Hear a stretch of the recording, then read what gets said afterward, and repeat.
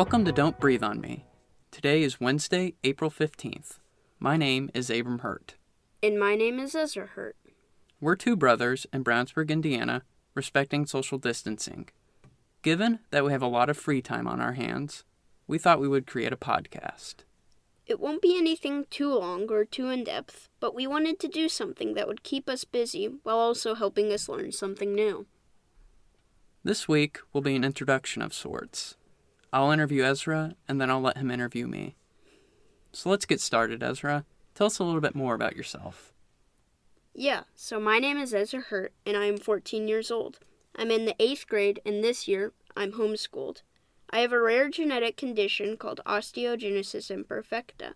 But outside of that, I enjoy playing with my friends, playing the piano, and participating in my debate club. All right, that's great. So I think right now the one thing that has changed for most people is school. How has the coronavirus outbreak affected your schooling? The coronavirus outbreak has affected a lot of people's schooling, but I am still continuing school because, as I previously mentioned, I am homeschooled. But extracurricular activities that are linked to school, like my debate club and piano, have been limited, and both have been moved to online meetings. This has been an interesting learning curve to get over, but I've still been able to do these, and that's been really helpful to keep my time occupied. So Ezra, you mentioned your bone condition called osteogenesis imperfecta, which leaves you a little more vulnerable to the coronavirus. Essentially, osteogenesis imperfecta is brittle bones disease, and you've probably broken about 50 bones in your life, is that right? Yeah. According to the Osteogenesis Imperfecta Foundation, people with OI are likely to have worse respiratory problems than others with COVID-19 because they have altered lung connective tissue. Given that you're more at risk, what have you been doing to stay safe during this time? And how are you dealing with any fears you might have? Yeah, so as you mentioned, people with OI have an altered lung connective tissue, and they also can sometimes have differently shaped ribs, which can affect how we breathe and how our lungs function. So I am more at risk to the COVID-19 outbreak, but I have been dealing with this by avoiding having to go outside, and when I do, I've been wearing masks. And to get through any fears that I'm having, I've been dealing with my emotions and just praying when I know I need to. All right, let's transition to something with a little lighter note. What have you been learning about yourself during this time of being at home? Yeah, so I enjoy hanging out with people, and I knew that before this virus, but it has been more significant to realize during this pandemic because of how separated I've been. And I've also been realizing how much time is taken up in things we do where we go out places or where we see friends. And it's been interesting to realize how big of a part of our lives that has been. And it's been interesting figuring out what I'm trying to do during these times to stay occupied. I think I'll end with this question. What are you doing to stay busy right now? So to stay busy, I've been trying to play with my friends through online games. One of our favorite games to play is Jackbox games because it's something where we don't all need to pay for the game and we can all play it even though we're not in the same room and we can still interact and have fun. Now it's my turn to ask some questions. So Abram, can you go ahead and introduce yourself a little bit? Yeah, my name is Abram and I'm a senior at Franklin College studying public relations and multimedia journalism. I am an avid Indiana Hoosiers basketball fan, and no, I don't know what I'm doing after I graduate in May. Great. So, what was school like before the outbreak, and what has changed, or what is it like now? Yeah, given the coronavirus outbreak, I went from having one of the busiest semesters I've had during my college career to almost nothing. Before the outbreak, I had been interning at an autism center in Greenwood Monday through Wednesday in the mornings, and then I had class daily Monday through Friday from about 1 to 3. And I'm still doing the virtual classes, but, there isn't a whole lot I can do for my internship anymore, so that's kind of out the window, and, I just have a whole lot of free time that I didn't have before now. Thanks. So, what have you been doing during the outbreak to stay busy? Yeah. Well, to stay busy, I've been doing a lot of reading. I read Anna Karenina, the giant Russian novel, in about a week. And then currently I'm reading William Bennett's America, The Last Best Hope, which is a 2-volume history of the United States of America.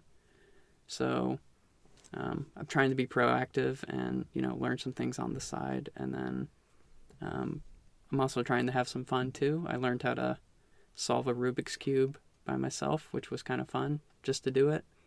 And then I've also been listening to a lot of different music, specifically the Grateful Dead, the Jerry Garcia Band, and the Dave Matthews Band.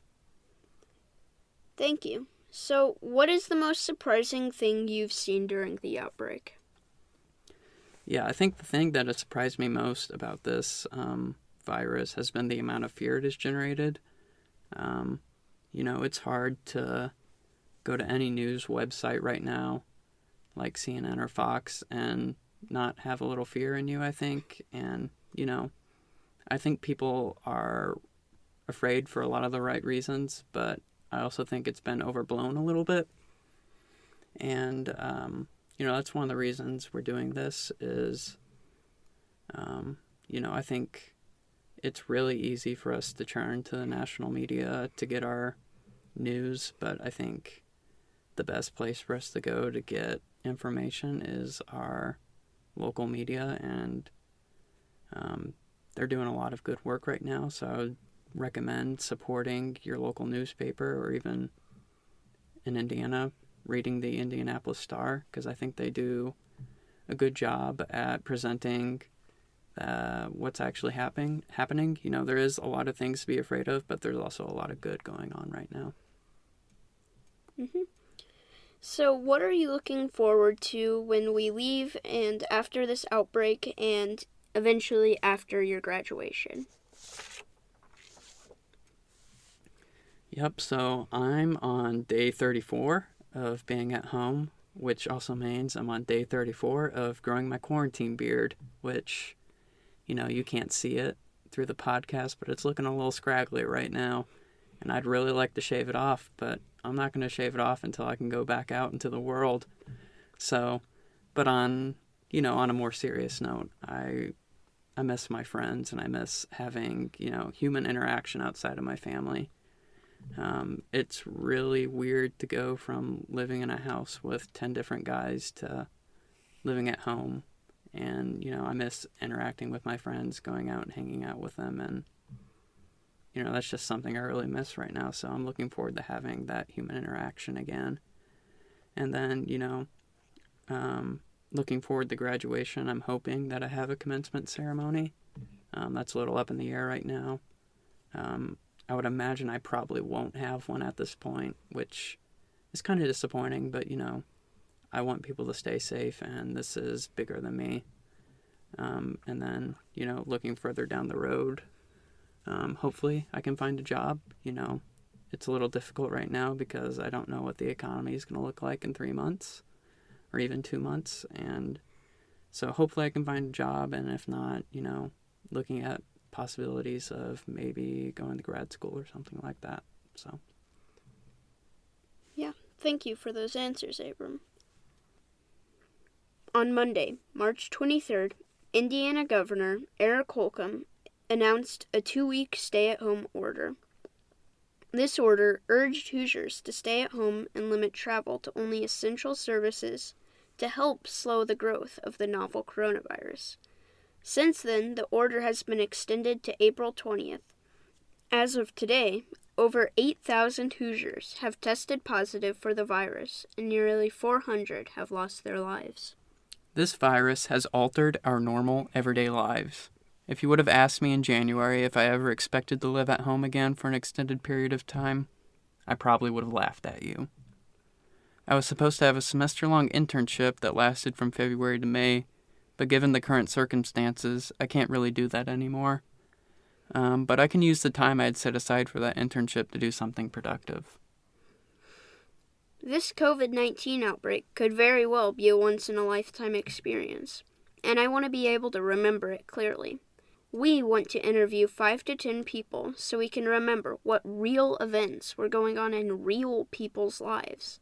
These interviews will help us remember what was going through our heads, what we were worried about, and allow us to reflect. I'm excited going forward, knowing that what we're doing here is going to provide us with this knowledge. We'll talk to family, friends, and others in our community to learn about their stories. I have no doubt that during these times, things will change. After these times, things will keep on changing. But knowing what is going on right here, right now, is going to be invaluable. Things will eventually return to some sort of normal. In the meantime, Ezra and I are going to learn how to produce our own podcast. I'm sure there will be growing pains, and we will make some mistakes, but hopefully we will be able to produce something that we enjoy creating and you enjoy listening. If you have any thoughts, questions, or would like us to try to talk to an individual, you can send us a message on our Facebook page. Don't Breathe on Me. Thanks for joining, and we hope you'll continue to listen to our future shows.